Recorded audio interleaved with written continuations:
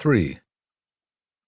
Jackie McShane was 8 years old in September of 1927, and on the Nativity of Mary, he, along with all the other third-graders, made his first communion at St. Eulalia's. He was dressed in a neat white suit with short pants. His hair was slicked off, a part in the middle of his head. After the Mass, he stood with his new prayer book on the walk outside of church between his Uncle Colman and his mother. They were proud of him, and he knew it. He loved his uncle, but he worshipped his mother. He could tell from the way she kept looking down at him that she was having the happiest day in her life. Maeve McShane was 15 years old when she announced in 1908 that she was going to America. Her father had forbidden it, but her mother knew the sense of it. 4 Mile Water had nothing for Maeve. Better a life full of promise in the States than harbored disappointments close to home. The girl had arranged her own passage through a representative of a Cork firm that recruited Colleens to work as domestics for well-to-do Yanks.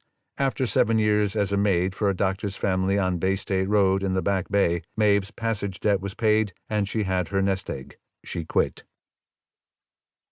She found a husband, Larry McShane, a steamfitter who worked for the city. They had 5 years together and 3 children before he disappeared. After that, her friends treated Maeve like a widow, but she knew the bastard had gone off at last with his one true love, bootleg whiskey.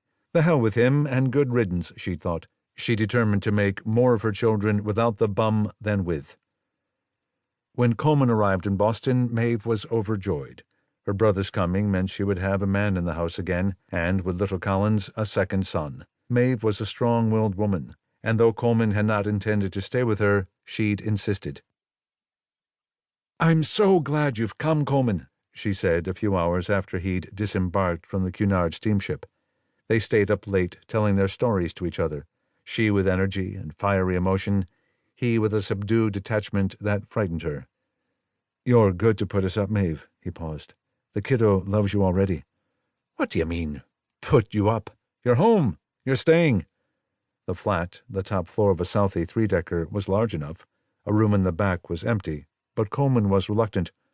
"No, as soon as you like," she cut in. "You may want your own place.